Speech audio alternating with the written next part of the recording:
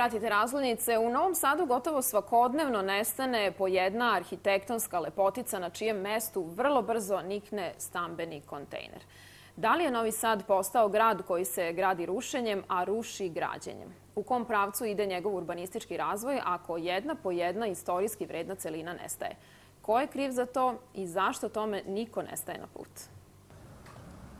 Za samo 3 dana objekat na uglu ulica Vase Stajića i Sremske srušen je do temelja.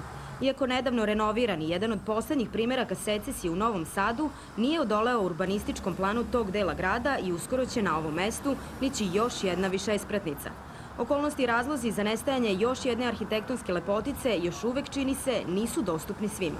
U javnom preduzeću Urbanizam nismo uspeli da saznamo da li je srušena zgrada imala zaštitu, kako se tretira blok vila u ulici Vase Stajića, da li je to zona sa urbanističkom zaštitom kao istorijsko nasleđe i šta je sa očuvanjem arhitektonski vrednih objekata. A da ni ostali delovi grada nisu imuni na rušenje, dokaz je između ostalih i Almaški kraj.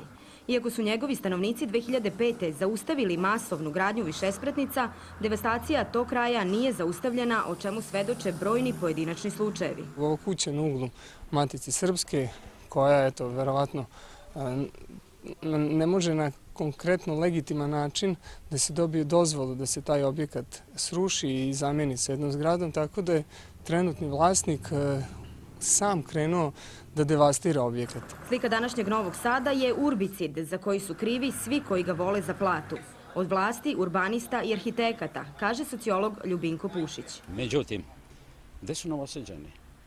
Koji bi grad još pristao na ovakav urbicid, ne na jedan objekat secesije, ne na Almaški kraj, ne na Trščare, ko bi pristao na to da živi u jednom gradu koji se, kako sam to napisao, jedini grad na svetu koji ja poznajem, koji se gradi rušenjem i koji se ruši građenjem. Prema tome, jedan objekat secesije otišao u zaborav, istoričari će da kukaju, Novosađani će da uzdišu, bit će im žao starog Novog Sada. Neće im biti žao starog Novog Sada, jer nisu razumeli ni stari, ni Novi Sad. Nekada je Novi Sad nastajao planskim širenjem, a rušene su samo kuće koje nisu mogle da se adaptiraju. Danas, pored betonske novogradnje, bez zelenih površina i parkinga, novosadske ulice bodu oči nepoštovanjem ambijentalne celine i njenog duha, što uzima maha i čemu, nažalost, nema ko da stane na put. Ovom temom bavimo se i u nastavku. Gost Razglednica je Darko Rebas sa Departmana za arhitekturu i urbanizam Novosadskog fakulteta tehničkih nauka. Dobroveče, dobrodošli u Razglednice. Dobroveče, hvala što ste me Pomno ste pratili ovu priču koju je danas napravila koleginica Milena Mačgalj. Na početku me interesuje vaš utisak kao arhitekte o izgledu, današnjem izgledu Novog Sada. To je jako kompleksno pitanje. Naravno, Novi Sad kao svaki grad se konstantno menja i konstantno transformiše. Gradovi, ako se ne menjaju, oni postaju muzeji, tako da je nekako u njihovoj prirodi da se prilagođavaju novim vremenima. A da li se Novi Sad na pravi način transformiše i menja?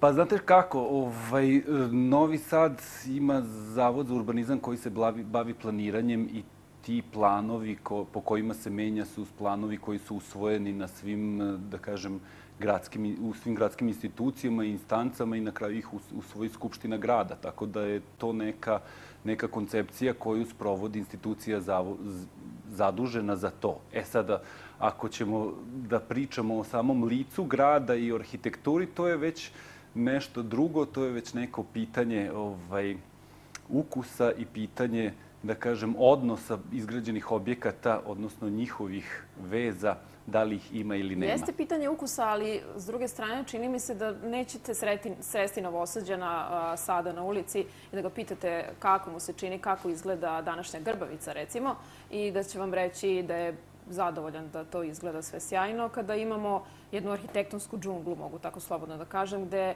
svaka zgrada vodi svoju politiku. Da, pa dobro, ja ne bih baš koristio tako oštre reči, ali činjenica je da je našim novim delovima grada koji su nastali transformacijom iz jednoporodičnog u višeporodično nedostaje taj neki urbanitet koji osjećamo u centralnim područjima, koje su ipak izgrađena u nekom vremenu koje nije bilo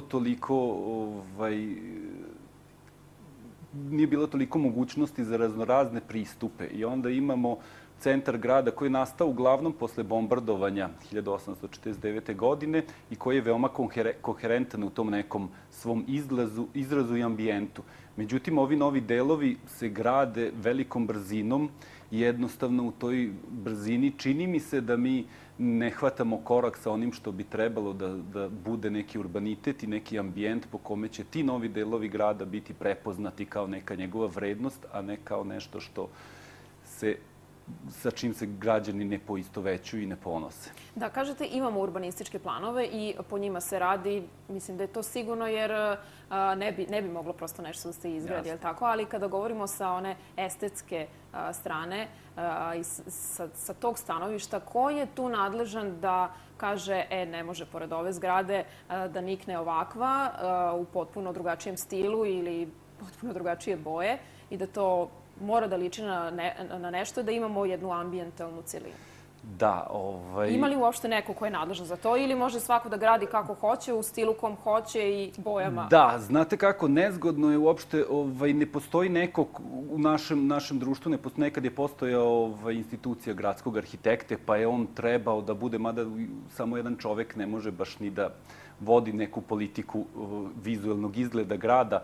Postoje komisije koje prihvataju projekte, ali one retko kada ulaze u neke estetske vrednosti i ocene, ili je to jako nezahvalno da ocenjujete kolegu kako je da li je njegov projekat dobar ili loš. Ali postoje neki standardi da mora da se uklopi zgrada u postojeći deo grada? Da, standardi, urbanistički parametri postoje i oni su, kao što vidite, zgrade su uglavnom sve istih razmera i nekih formi koje su slične. Međutim, ono što je različito, to je arhitektura, to su boje, to su elementi koje ne postoje neko jedinstvo i neki dogovor među zgradama koje formiraju te najčešće ulice ili neke trgove. Mi to zovemo na fakultetu urbanitet, odnosno neko jedinstvo u različitostima koje će da se gradi kroz neke male varijacije na teme sa poštovanjem suseda, nego jednostavno svako projektuje i gradi onako kako misli da treba. Dakle, to bi trebalo da menjamo kako bismo imali Novi Sad kakav želimo i da se menjamo po nekim normativima i ugledu na neke evropske gradove. Da negujemo ono što imamo. Staro, nažalost, evo, imali smo priliku da vidimo rušenje ove kuće, vile, možemo reći, u Vase Stajića. Ne znamo, čini se da sačuvamo ono što imamo, da odnegujemo, da to liči na nešto. Ruši se, opet, višespratnice niču na tom mestu.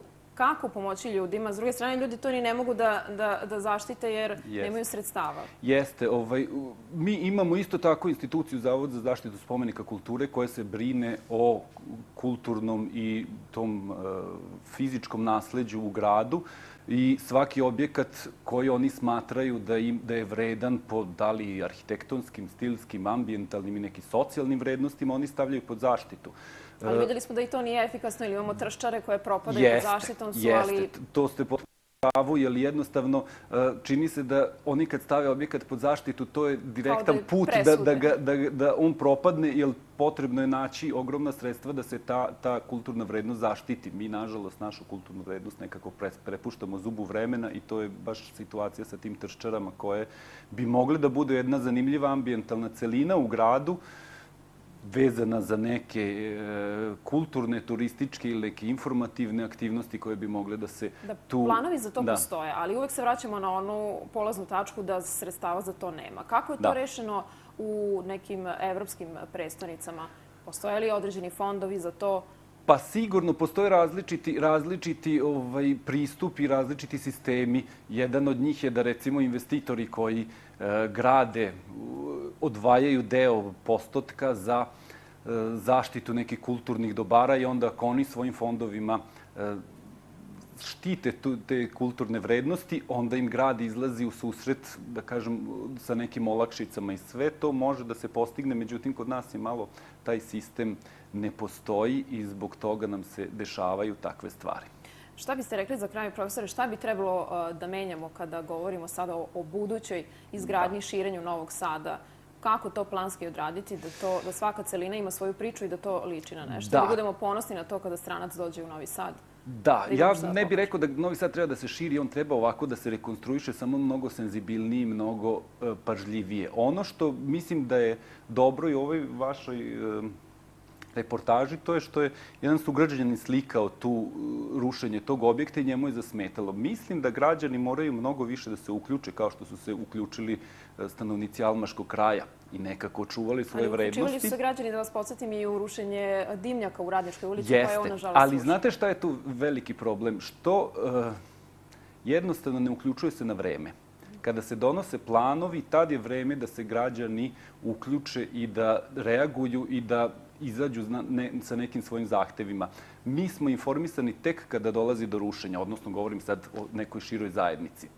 Tu je problem što jednostavno mi nemamo informacije. Neke razvijene zemlje, one imaju svoje urbanističke forume, odnosno neke prostore u gradu koji su jako blizu centru, gde se jednostavno prikazuju svi aktuelni planovi koji će se raditi, koji će biti u izradi i onda građani imaju vremena i mogućnosti da odreaguju, da vide i da se organizuju ako treba i neke primetbe, a da ne kažem i neke akcije konkretne. Međutim, kod nas je to jednostavno ljudi nemaju osjećaj da to mogu da rade.